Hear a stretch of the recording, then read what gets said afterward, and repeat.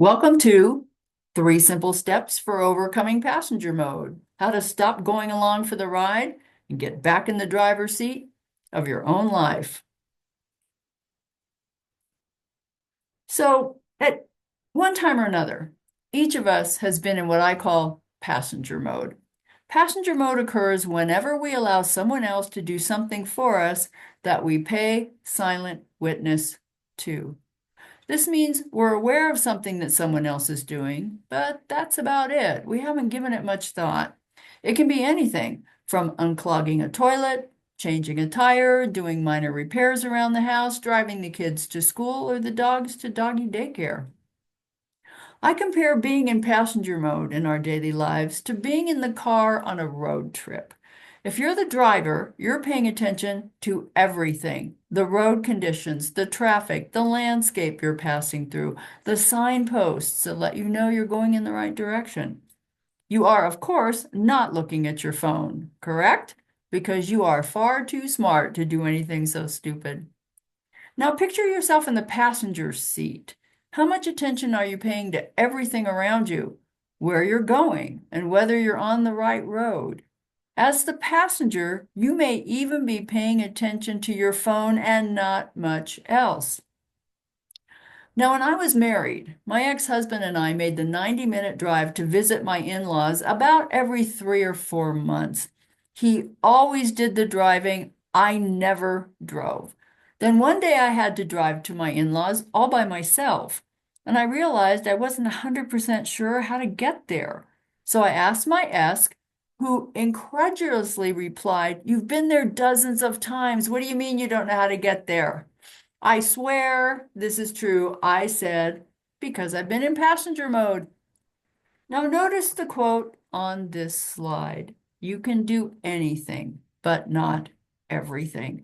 This is at the heart of what we'll be doing today.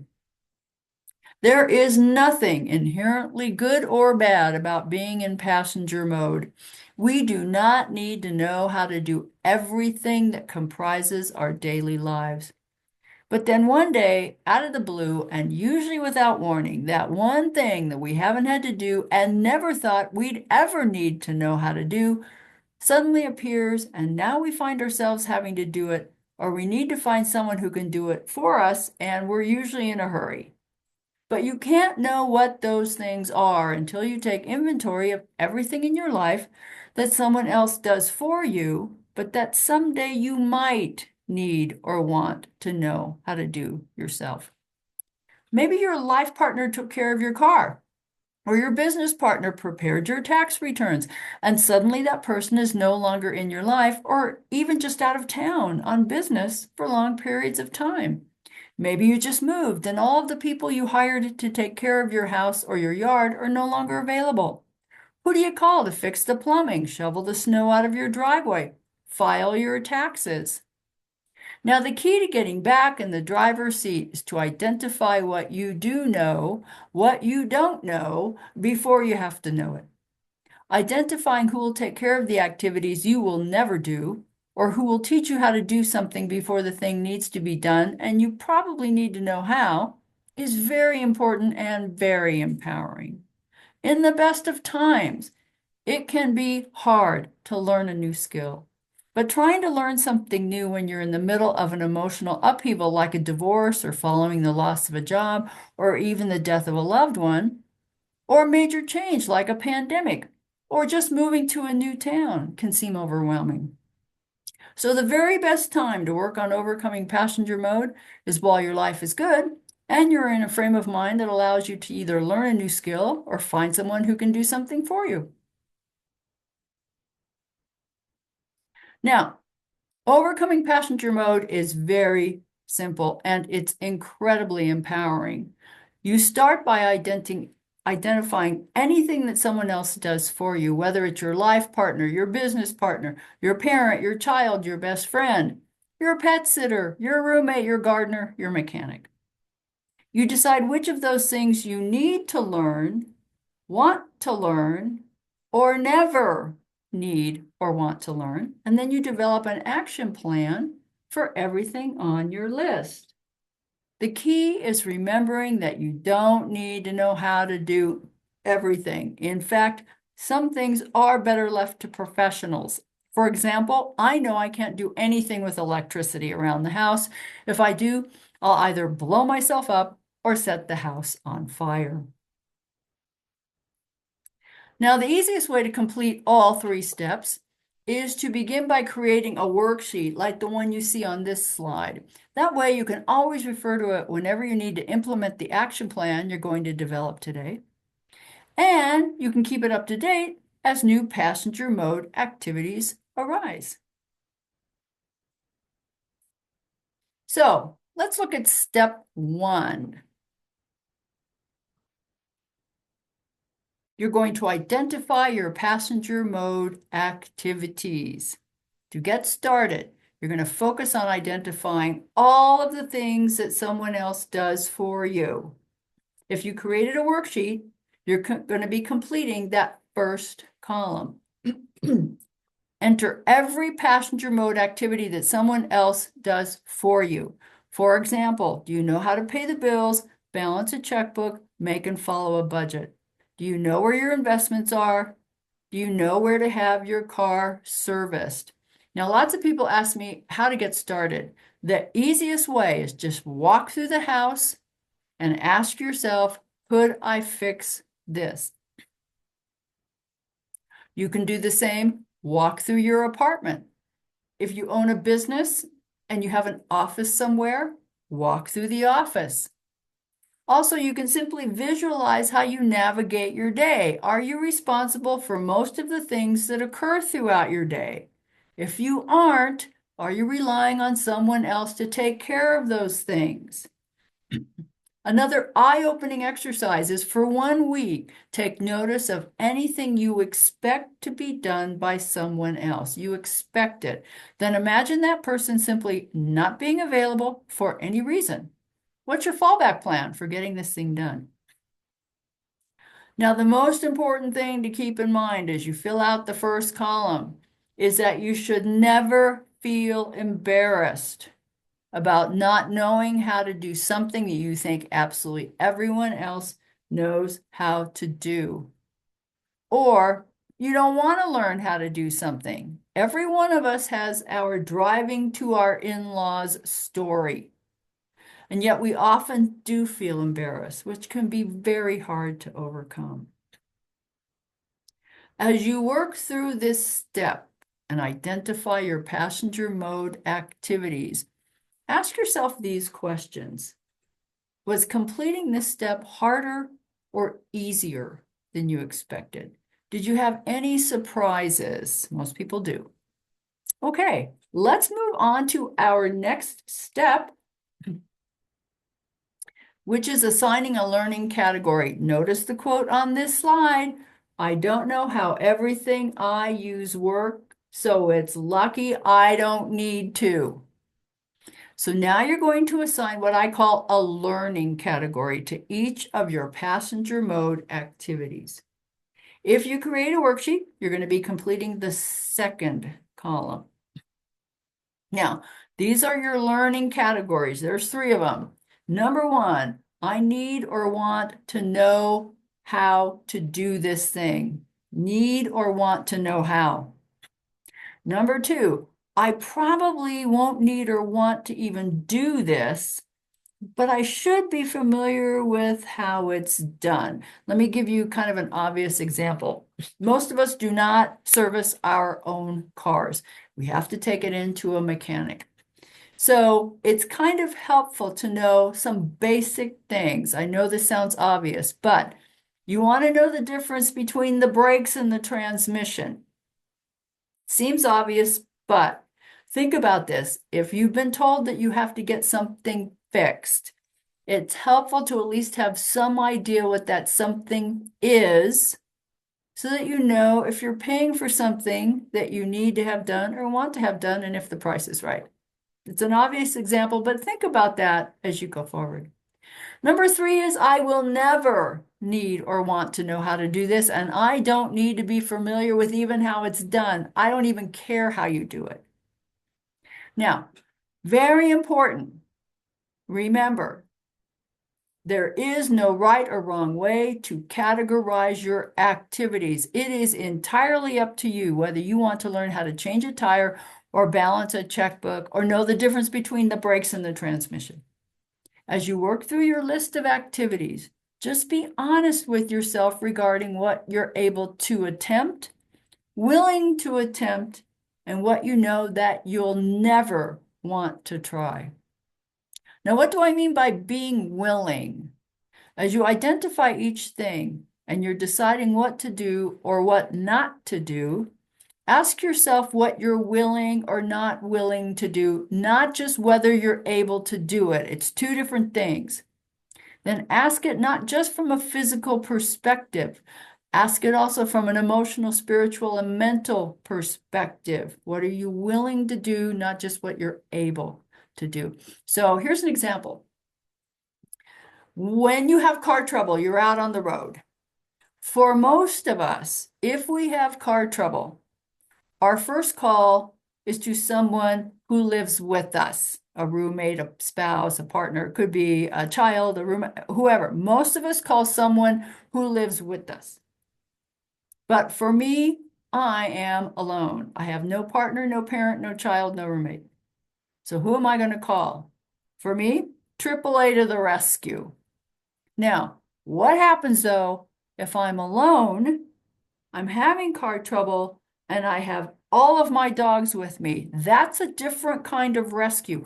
I can call AAA, but the likelihood that they're going to let me put 1 to 3 to 4 German Shepherds in the front cab with them is remote. So now, who do I call? Remember what I said. Go through your week and think about what you expect to have done. What things happen during the week that might require you to have some kind of response for? Again, as you work through this step, ask yourself, was it harder to complete this step or easier? Did you have any surprises? Okay, we're going to move on to our last step. Developing your action plan.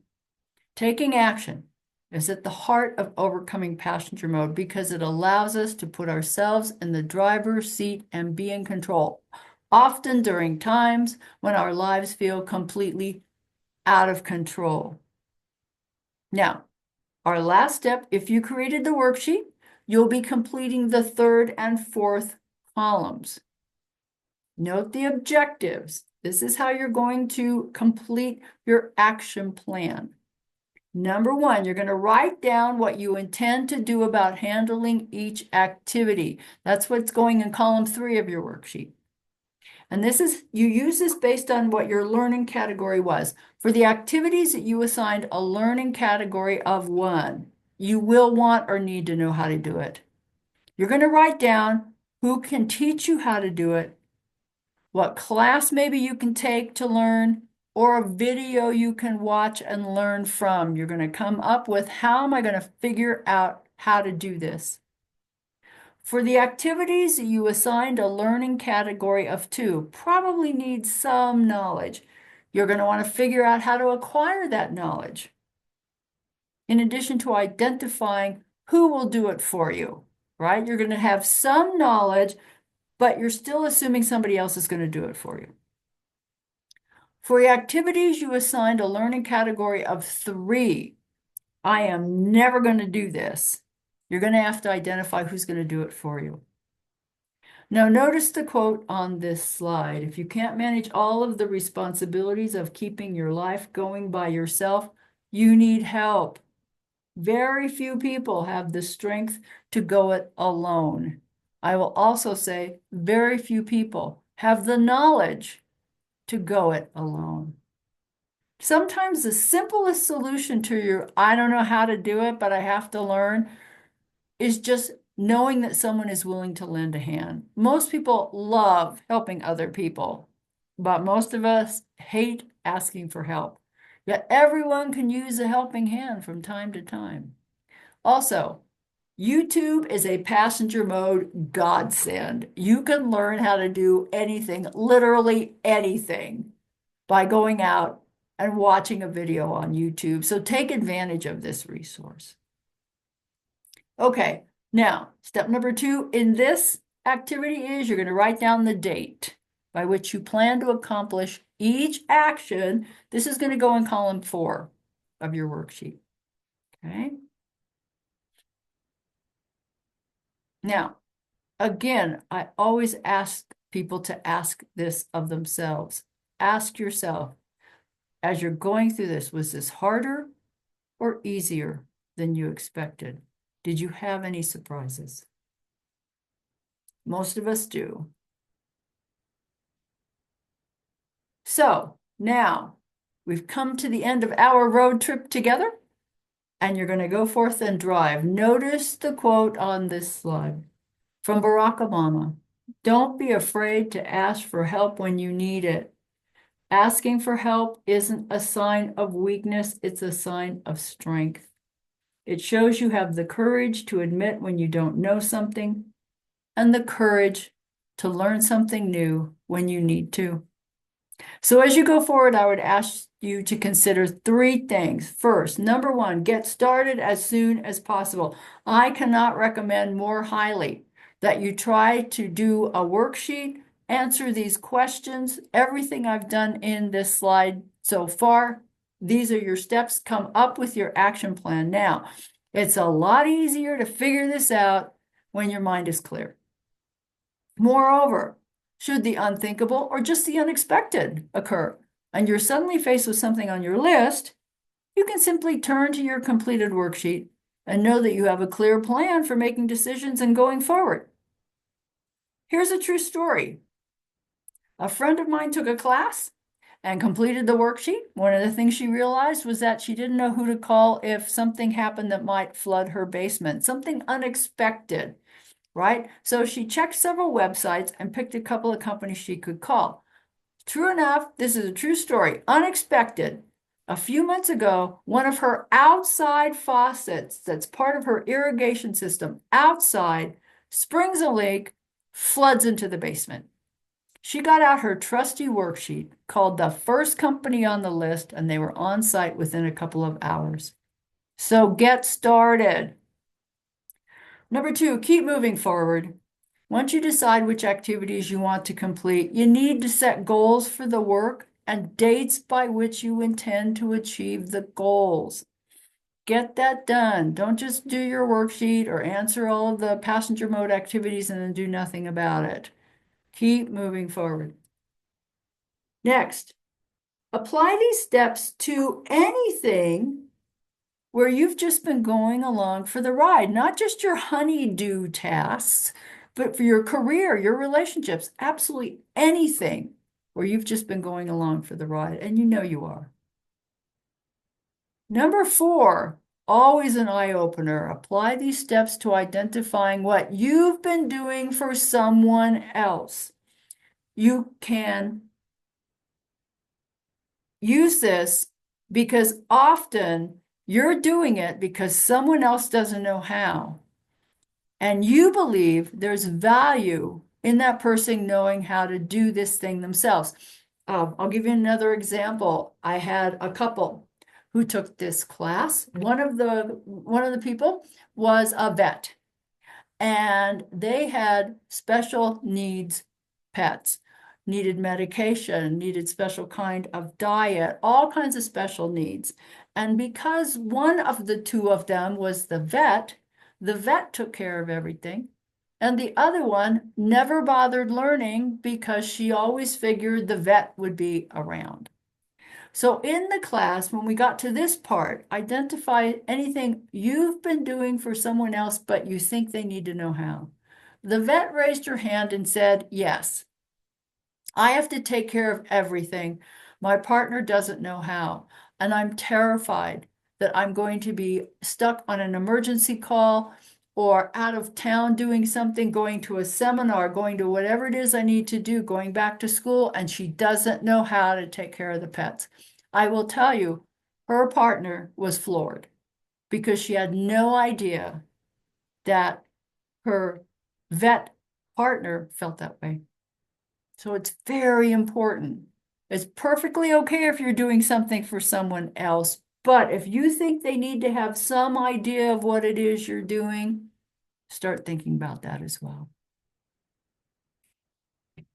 So I hope you've enjoyed this short video on the 3 simple steps for overcoming passenger mode. If you would like to go deeper into this subject, you can purchase the replay of the Overcoming Passenger Mode webinar, in which these steps and a whole lot more are outlined. The cost is only $15. You send an email to cracksinconsciousness@gmail.com, cracksinconsciousness@gmail.com, for information on how to purchase and view the replay. And if you enjoyed this video, of course, subscribe and give me a big thumbs up. Thanks for listening today.